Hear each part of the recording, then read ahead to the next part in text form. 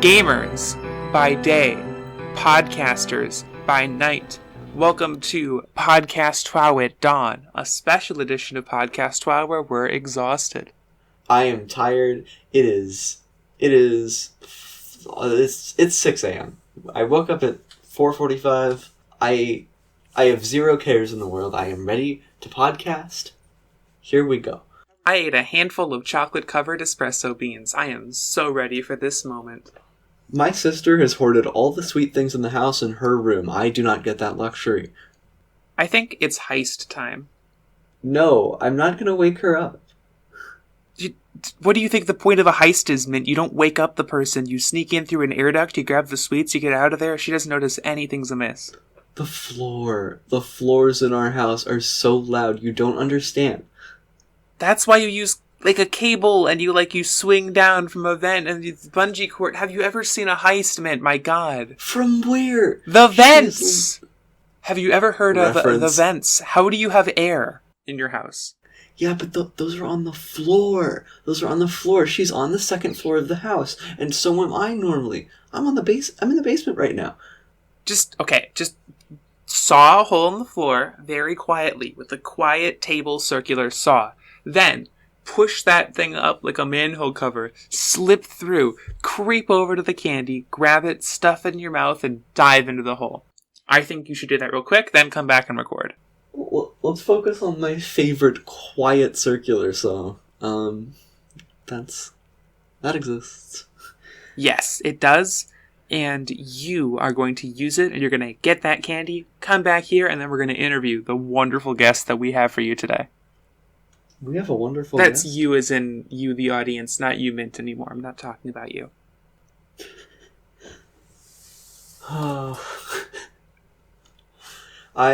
I'm not doing this, pal. I don't have the guts. I don't have the glory.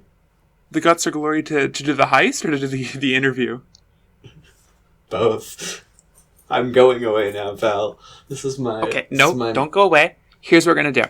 You do the heist while you get the candy so you can be sugar energized for the interview. I'm going to introduce our guest. So, Mint has left to do some important business tax work, everyone. And I am here to tell you that today's guest is going to be Annie, who is here to talk to us about life, the universe, everything, cars, YouTube, and other wonderful things. How you doing, and Chernobyl. Annie? And Chernobyl, right. I don't usually get up this early, and by early I mean 2 a.m., but... I mean 2 p.m. Fuck! For a second, I thought you were having the biggest podcast pro Don moment. Yeah, sorry, Serbia minus 12 hours. I read 1407 and I thought, yeah, that's 2 a.m., definitely. Because I'm non-existential, I live in Hawaii minus 11 UTC, so... They always say it's 2 o'clock somewhere. So, do you want to give yourself a nice formal introduction, name, pronouns? My name's Annie, or Ani. I mean, it can be pronounced either way, but... well, the technically correct pronunciation is the latter, Ani, but... I kind of prefer Annie at this point, mostly because I've been questioning for a while. So I like the way that it sounds a bit more feminine. And yeah, she, her pronouns, nothing else really. No they, them, because I've really been uncomfortable with that for a while, which is actually quite uncommon, or at least from what I've seen. It probably has to do with my native language and the fact that it doesn't have any gender-neutral pronouns. Like, the closest thing that it has to one is, something that would translate into English directly as it. So that kind of makes me feel a bit weird. But yeah, only she, her. That's it. Oh, and so I'm highly irradiated, but that's not important. Excuse me? It's very important. Wait, sorry, I'm not No, here. it's not. I'm still not here. I'm going away. Goodbye. So... my other thing that I want to ask while Mint is away on that heist, and Mint, you need to be a little quieter if you're going to heisting. You can't do an interview and still candy at the same time. And Annie, so I wanted to ask, so if my memory serves, you've been in the TWOW community for quite a while. How'd you get into that? I joined in about December 2016, and I honestly don't remember exactly how I joined. I remember the first TWOW I joined was... a really, really small one.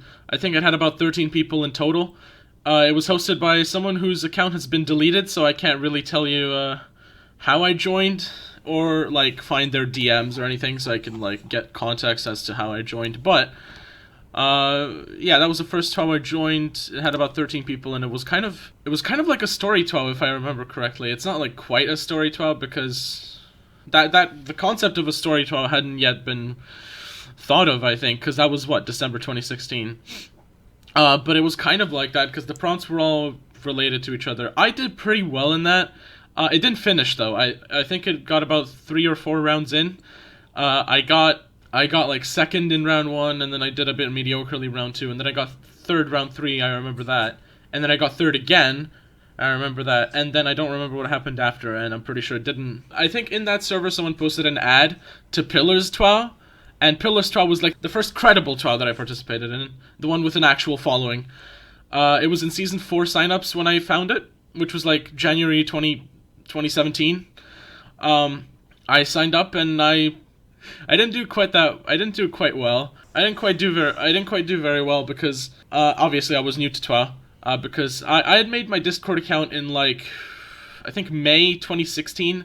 I made it for Geometry Dash purposes because we had like we had been using Skype for like 2.5 years prior to Discord, and it was getting really sparse on Skype. A lot of my friends had just changed their usernames to say moved to Discord.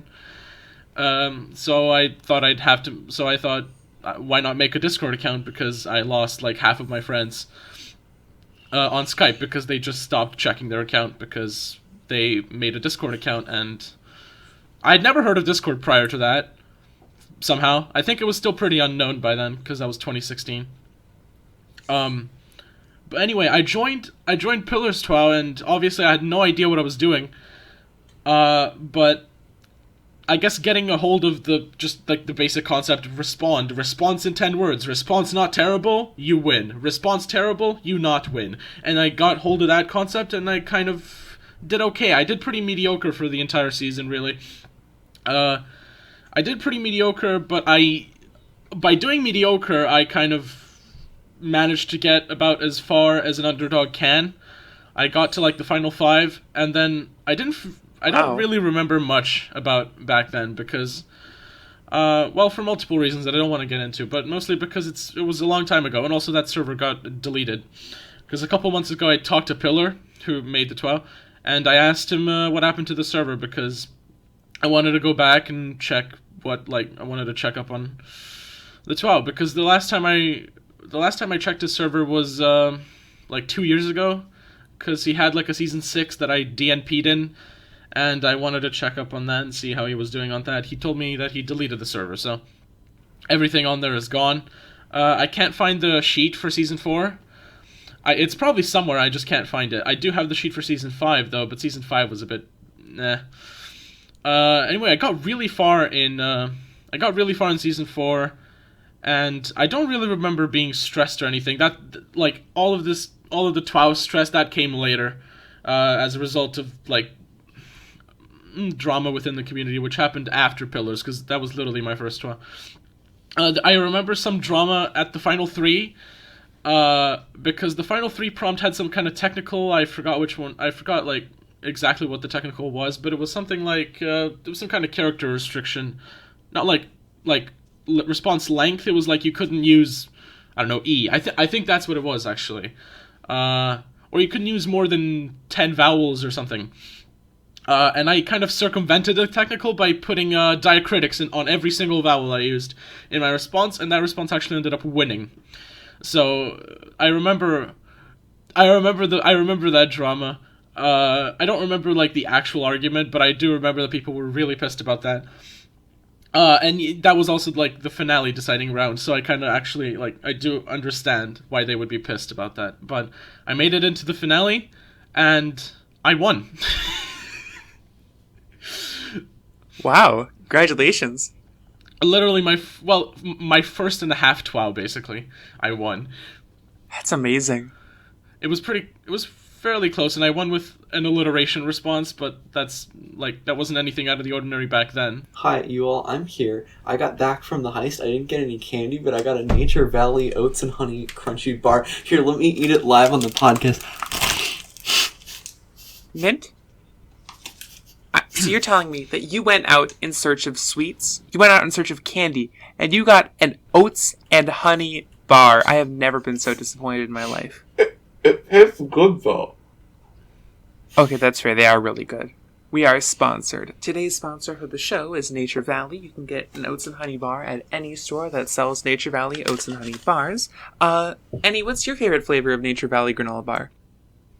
I actually really hate granola bars, to be honest. Annie, the sponsor. Annie, you can't say that in front of the sponsor. Just pretend that you love them. They only pay me £3. I don't care. Okay, then say that you like them about £3 worth. That's barely enough to buy, Tesco value gin. It doesn't matter. So your favorite flavor is Tesco Value Gin Nature Valley bars. I'm really excited for them to start making those. I mean, since we are such a prominent name, now that we've mentioned it on the podcast, it has to happen. Simple as that. That's a good point. And there's nowhere that I like to have my Tesco Value Gin flavored Nature Valley granola bars than at a sports game. I love sports. When people look at me, they think, wow, that's the sports person. And I'm sure, Annie, that you are also the sports person. So when in sports or any other activity, what's your favorite weather? Just in general, or? Yeah, and just in general. Yeah, rain. Rain is awesome. I love rain so much. Preferably during the day, because rain. I hate nighttime in general. Well, I don't hate it. It's just that it's not. It's a bit of a downer, I think. So rain during midday. It's 2 p.m. right now. Rain right now would be amazing, actually. Mostly because I don't know. I just like the mood it kind of sets. Kind of. Oh, for sure. A nice calm. Kind of melancholic. Well, it's not really melancholic for me. It's just kind of nice and calm. And I like to go outside during the rain. I don't like getting wet because that's a lot of work for me when I get back home, especially because my hair is about 17 kilometers long. So I have to wash it if I'm outside in rain for 26 seconds. I have to wash my hair, but I still go outside because I think it's worth it because I don't know, I just like rain. Even if it's really, I have a recording. There was one day where we had really, really, really intense rain. It almost flooded my entire street, but I still kind of enjoyed looking out the window. My dad actually came to bring me some food that day. I told him to bring me some food. He was on his way when that massive storm started, and he didn't turn back or anything. He just came up to my street, and just parked in a huge fucking puddle, because the entire street was a puddle at that point. But I probably would have gone outside if I had if I had my, I don't know where I put my waterproof shoes. If I knew where I put those, I would probably go outside. Still, that's probably the only reason I would go outside right now, because everything right now is closed because of the humorous disease. So I have to stay at home most of the time. But if it rains, I'll go outside, basically. Yeah. And so you actually like rain. Are you more of a light rain fan or a heavy rain fan? If you had to pick between the two. Heavy rain. That's a good answer. Yeah, I don't know. I agree. You kind of stole the words out of my mouth with the whole yeah, it's calm, it's melancholy, it's great. And walks in the rain are great. However, have you considered sprints in the rain? I don't know. I have many great memories of just booking it downtown to catch buses. I mean, I've been able to do that now recently because, my school's going hybrid, but yeah, it's chill. I enjoy the downpour. I don't say that I wouldn't say I'd sprint in the rain for fun because I am 6'4". If I hit a puddle, I'm gone. But I have definitely sprinted in the rain out of necessity to catch buses. And actually, thinking back on it, I do kind of miss it. I like walking in light rain, but I prefer lying on the couch and looking out of the window during heavy rain. It's just, it's a wonderful feeling, very calming. I don't have any I can't really look out the window. Just sit on the couch and look out the window because all my windows are they're kind of a bit too high up for some reason. I have a window right next to me actually that I can look through and it's a lot brighter outside than I thought it would be. Because I have curtains and I just pulled them and there's like not even there's not a single cloud in the sky at all, which tends to happen a lot. Add rain actually. sounds in post so we can pretend it's raining. I will add rain sounds in post to pretend it's raining. Yes! It's just as pitch black as I thought it would be outside. Because, Podcast TWOW's trick. It's 6:20 in the morning. Anyways, sorry, you were saying. I'm going to do another weird segue here. So we've talked about looking at the rain through windows. And you know what else has windows? Cars have windows. And when I think of cars, I think of you because you seem to know so much about cars. And whenever you're around, cars seem to come up in the funniest way. So I'm curious, how did you start knowing so much about cars? And what's your favorite car and why? And use all of the car terms necessary to tell us why that's your favorite car. Please use every car term. If not, we will kick you off the show. Spare us no car term. I want to know about the car engine and the gas pedal. You don't want to know about the brakes? Okay. Alright, so it has no brakes, so good luck. So anyway, I first got into cars really when I was like 3 or 4, because I still remember it was really like one specific day that got me interested in cars like long term, I think, not just like a fun hobby. Cause I used to, I think I was about 3 or 4, and it was like a really, really harsh winter. It was like 2006, maybe 7. It was a really harsh winter, so me and my mom went outside just for a walk. There was like ice everywhere, and every single car on the street had just completely frozen up. It had like icicles forming everywhere. So my mom would just let me walk up to cars, just rip icicles off, throw them on the street, because I thought that was amusing for some reason. And I was doing that, but then eventually I got bored of just throwing icicles, so I would just walk up to a car and I would just stare at it, and not like I would just stare at the car, just look at it like, this is a nice 2007 Honda Civic, and then move on to the next one. And then, this is a nice 2003 Hyundai Accent. It's not nice. And then I would move on. This is a nice 1987 Volkswagen Golf. This is a nice 2006 Toyota RAV4. This is a this. This is a 1983 Lada Vaz 2100. It doesn't matter. And that was like, that walk was really, my mom always brings it up whenever I just go on a tangent about whatever car, like any car. I just go super into like detail about whatever car. She goes like, oh, you remind me of that one day that you inspected a 2007 Honda Civic. It's pretty interesting that she thinks that day was like so important to my car enthusiast history. I don't know. I'm really bad with English today for some reason. Journey makes more sense. Yeah. I'm probably way too tired to be like actually conversationally fluent. I'm pretty wonky. I keep stuttering. I keep making really weird word choices. So I'm sorry about that. So are we all. That's part of the power of this episode. I chose to wake up at 5 o'clock because I knew that A, we wanted to record with you, and B, it would be funny. So do not discredit yourself for that. It is all good. Okay.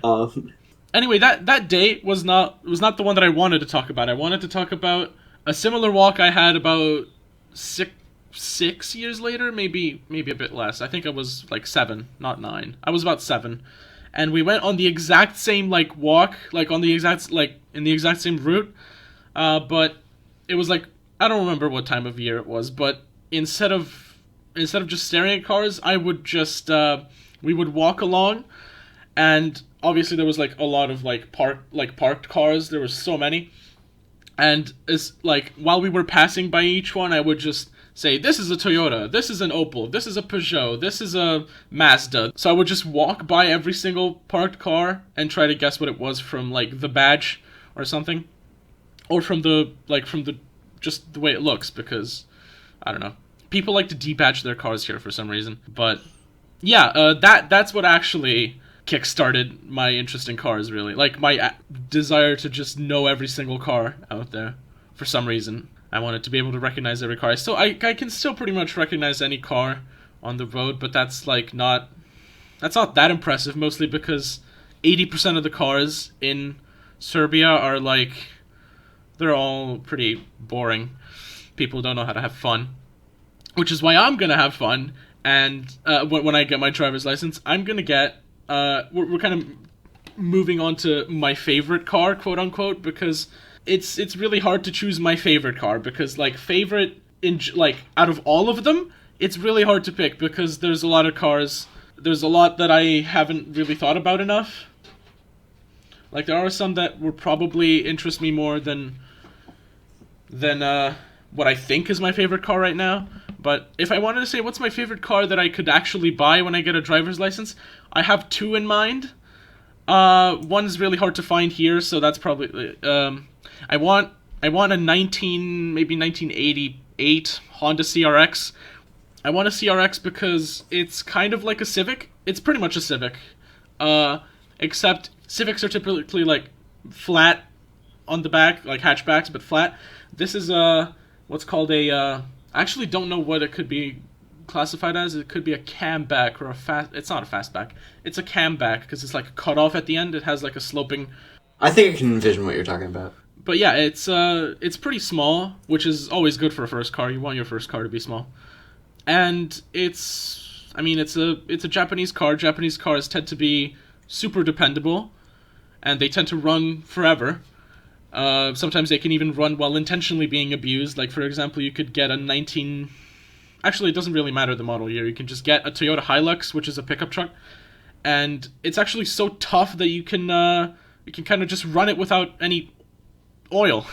There's a guy who had one on YouTube, a Hilux. He ran it without oil for like 2 or 3 months without realizing. Maybe not without, but probably had like very little oil, and it was okay.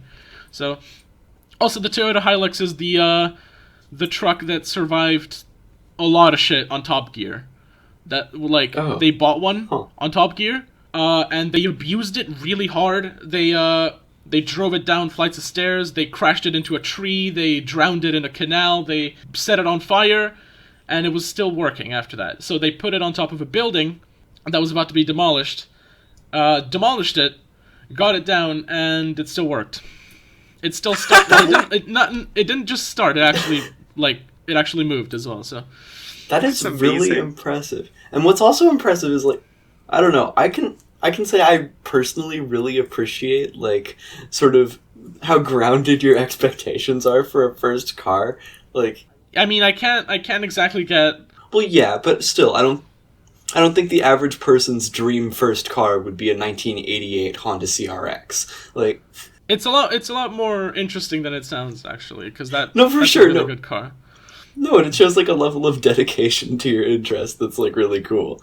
It's really hard to find that car, though, so I have a second one in mind that has a lot more listings on the used car website that I'm looking at. It's now, Honda CRX is probably a name that a lot of Americans would recognize, but because it was sold there. But this next car wasn't, because... it might not even recognize the manufacturer, actually. It's called a Fiat Coupe. It's called a Coupe, or a Coupe if you want, but... Coupe, yeah. Yeah, I think I've heard of it. Fiat's here. Wait, you've heard of the Fiat Coupe? I've at least heard of Fiats, for sure. Oh, you've heard of Fiat, okay. Well, yeah, they're kind of like the Chrysler of Europe, really. Because they used to make really not good cars. Now they make kind of okay cars. But they did make some really cool ones, like the Coupe, which was... it was actually designed by the same design house that designed, like, a lot of Ferraris and some other sports cars, mostly Ferraris. They're mostly well known for their Ferraris. But yeah, they were designed by the same design house. It looks really weird. It looks kind of bloated, a little bit bubbly, a little bit chubby, really. And it has tiny little wheels, and it just looks like a cartoon, really. And it has, like, bug-eye headlights. It's kind of ugly. Most people think it's ugly. I think it's not beautiful. It's not even pretty. I wouldn't even call it pretty. I just think it's kind of cute. Because it looks like a little cartoon in real life. Also, the interior is disgusting. It's color matched to the exterior of the car. The dash is like half color matched and half like cheap black plastic, like it is in 95% of cars. And most Fiat coupes here, or at least the ones for sale, are yellow. So the interior is just yellow. Oh, completely. no. And the seats are all yellow. I think that's hilarious, and that's kind of why I want one. And also because it's you can get like a really fast one. For some reason they made like really fast versions. It's a tiny car. It's really small. It's about the size of a, I think it's a bit smaller, maybe a little bit bigger than a Honda Civic. I'm not sure, but it's really small. But they made one with a it was like a 2-liter 5-cylinder engine, whatever, with a turbo that has like 220 horsepower, which is so much power for like a really small car. It's so small, and with that much power, I think that specific model gets from 0 to 60 in like 6 seconds, which is for a Fiat. That's so dumb. It's so fast. I don't know why it's so fast. You're not supposed to do that. I mean, there are people who've like. You do have the it sounds insane to have imagine if you saw a PT Cruiser that was like looked a bit tricked out, and you were like, why did they do that to it? And it looks a bit like it has like a little roof spoiler, maybe chromed wheels, and you're just like you have like secondhand embarrassment because it looks disgusting, and then the person inside just hits the gas, and then the thing just flies, because they made a turbocharged PT Cruiser with like 200 something horsepower. There was one for sale here actually, but it's been sold. I kind of wanted to get one because my dad used to have one. I actually kind of have a sentimental connection to the PT Cruiser because my dad used to have one in like 2008 to like 2013. It was disgustingly gold. It had chromed wheels. It looked disgusting, and it was really crap inside. The quality of the dash was like, I was touching garbage when it was the most garbage plastic I've ever seen in my life.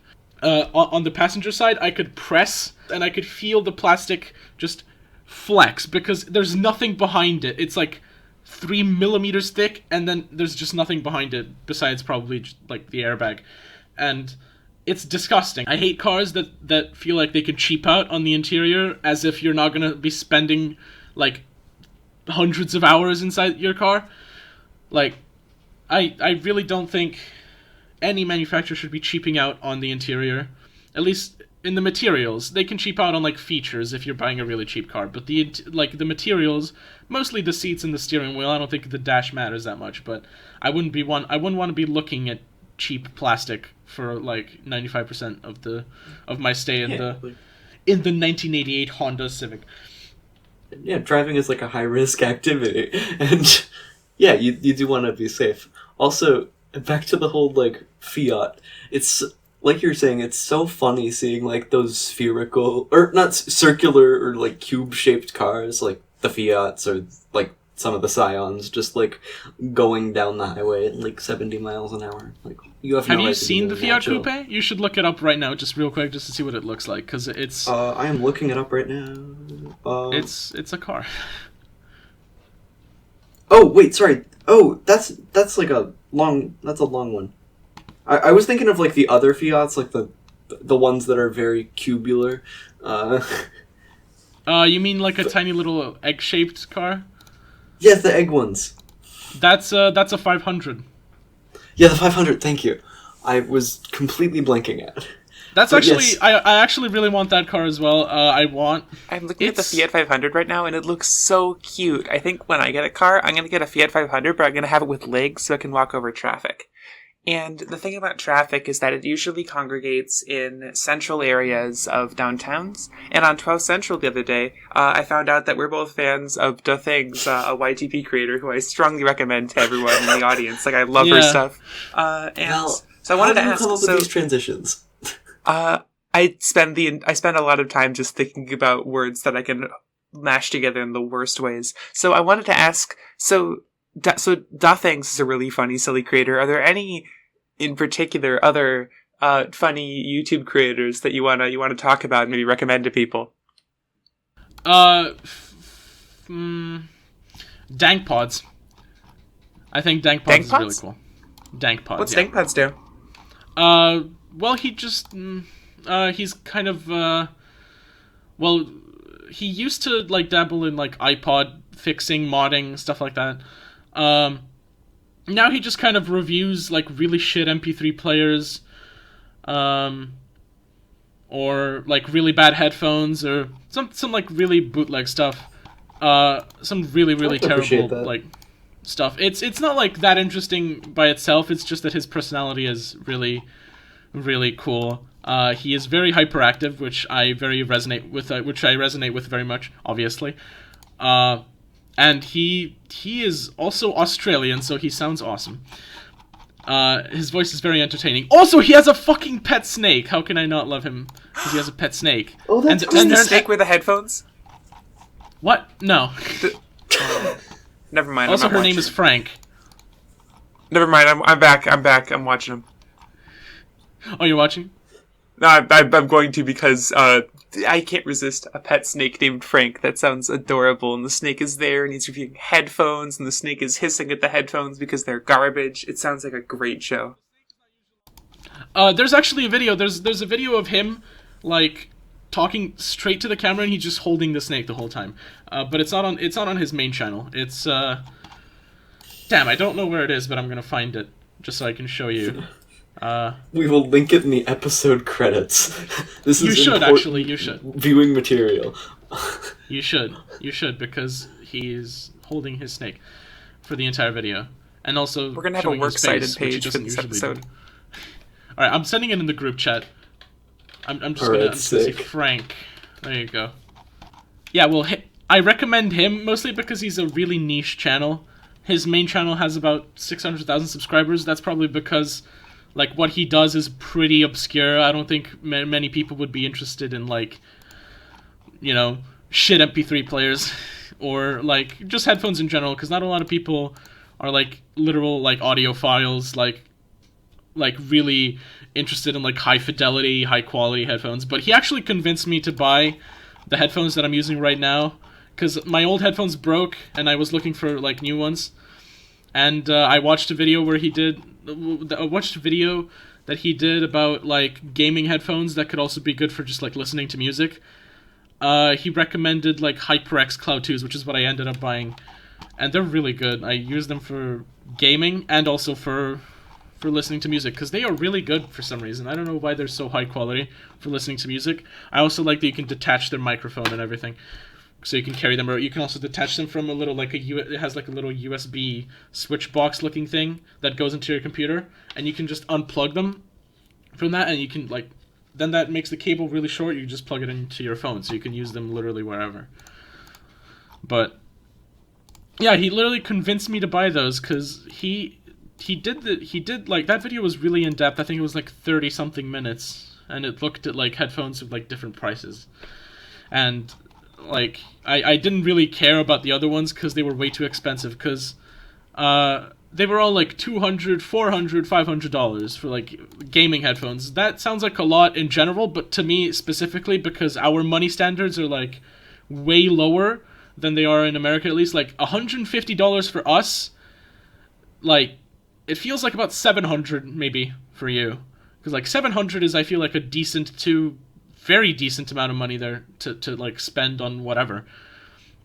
But here, because everything is cheap, $150 is, like, a lot of money. We could literally live off of that for, like, I don't know, about a month. So, like, yeah, I had to kind of... I'm going off on such a tangent here, but I don't want to talk about just him, though, because I do have, like, other channels I want to talk about. I watch a lot of, like, car channels, so obviously if you're not a car enthusiast, they might not be that interesting, but there's one called Aging Wheels that I like to watch a lot, mostly because he also has a really good personality, but also because he buys, like, the most obscure cars. Cars I've never heard of before. Like, he bought a cheap electric car from, like, a startup company called Wigo that made about 100 cars, and it was like a terrible car, because basically what they did, they bought a car, like, I don't know if it's like just, I think they bought like a finished car and then they just modified it from a Chinese manufacturer, and the car that they bought from the Chinese manufacturer was really just a ripoff of like a smart car, and it had terrible materials and everything, and then they just like kind of hack jobbed it to turn it into an electric car. And the best thing is how they modified the shifter, like the automatic shifter. They didn't need driving. There's a couple of notches in the shifter that they didn't need. So what they did is they just took stickers, and then just covered up the labels. And they left. Do you know how like an automatic transmission has park, neutral, reverse drive, and then it has 1 and 2? Yeah. They switched out 1 for something, but then they left 2. Oh wait, no, it went 2-1. So actually, the 2 was first. They left 4. The 2 in. They left the 2 in, and they modified the shifter so when you shift into 2, it goes into quote unquote sport mode. But they left the 2 in because the 2 kind of looks like an S, so they just decided to just leave that there instead of making a sticker that says S. So when you shift into 2, it goes into sport mode. Also, they have an emergency brake. Oh, no. They have an electronic emergency brake. They use the transmission. There's like a button on the original car that says hold. I'm not sure what it's for. I forgot. And then just pasted a sticker over there that just says E for the emergency brake. This is so yeah, it's a really he made like a 35-minute video talking about everything in that car and how shit it is and everything, detailing everything. He does that a lot. He bought a Reliant Robin as well, which is like that 3-wheeled British car that Top Gear had on that one time, where they just kept flipping it. That episode was actually it was kind of fake because they modified the cars to be able to flip that easily. They don't flip that easily. Oh, is that the car from Mr. Bean? I don't think so. I don't know, like, I don't really watch, like, I've never watched any Mr. Bean anything. I know he drives a Mini. He doesn't drive a Reliant Robin, from what I know. Maybe there is a Reliant Robin in one of those movies / TV show. I don't know. Because in the show, like, there's like, he drives a Mini, but there's a 3-wheel car that, like, is like his sort of arch nemesis that always ends up getting tipped over at some point during the show. Then it's probably a Reliant Robin. Maybe. That makes sense. It could be a Reliant Robin. I have never watched Mr. Bean. I would not know. But yeah, there's oh my god, how can I not mention? Okay.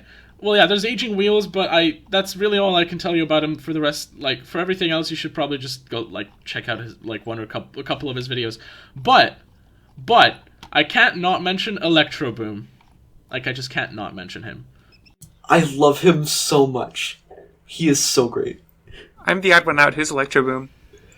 He's an electrical engineer from not a good Iran, one. Who moved to Canada. He is a very good one, actually. He does that intentionally. He blows shit up intentionally.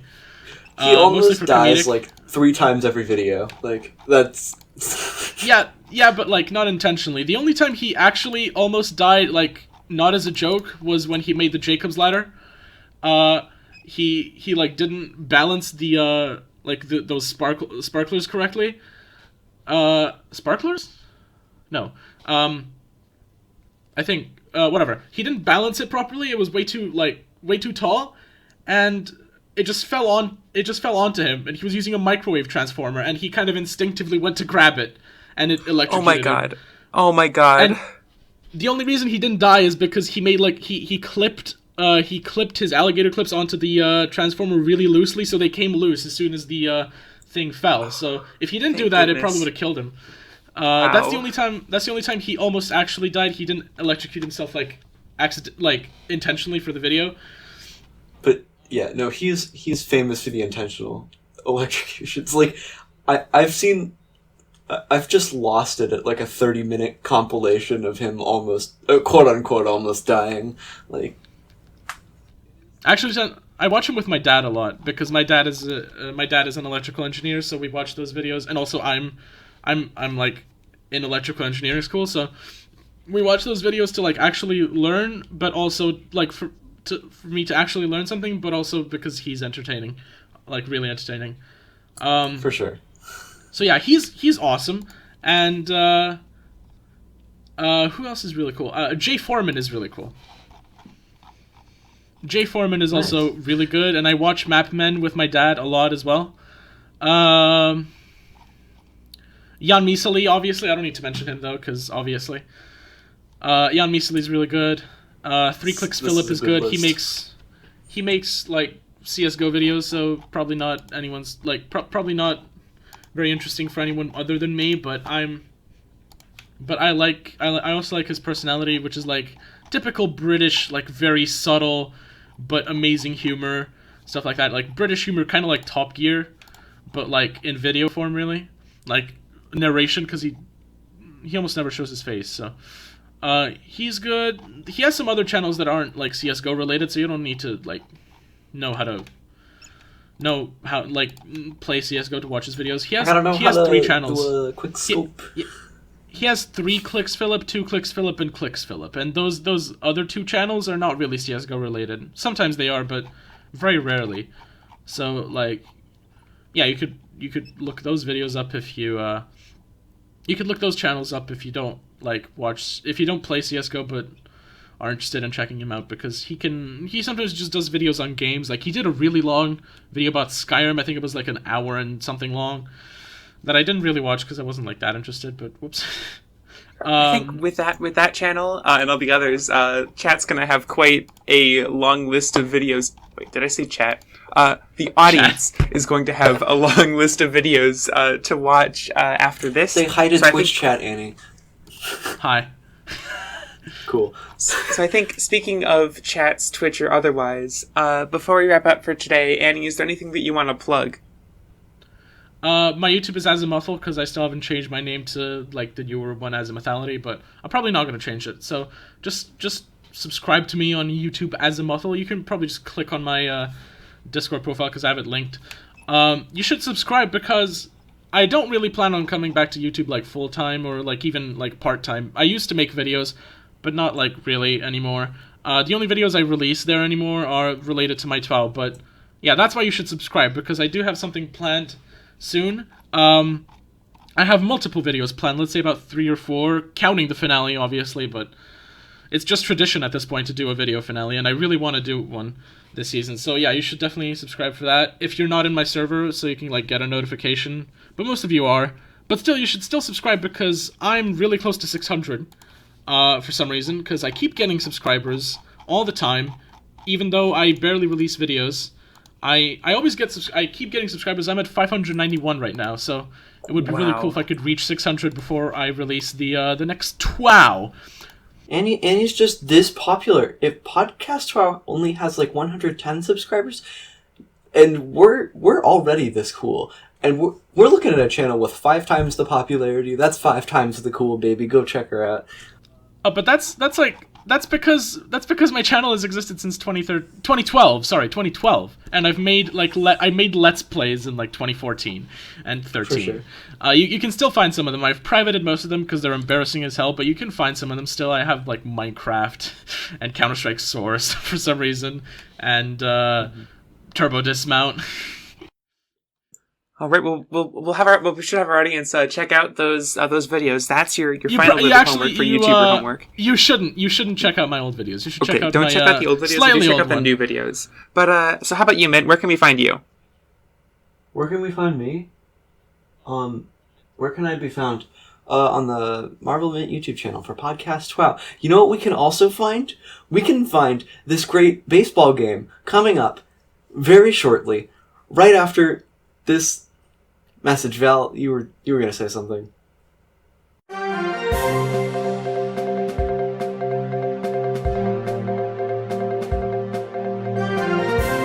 We interrupt this broadcast. I am Mal Valor. I'm here from Weather News to bring you some very important news. It looks like the baseball game that's happening is having some terrible weather reports. There are things raining from the sky, there are things coming out of the ground, and things are looking real bad over there. So we're going to cut right over to Results VC right now so we can get a live view of the game and see how things are going terribly wrong. We'll see you over there. Go ahead. Yeah, try not to die from radiation poisoning.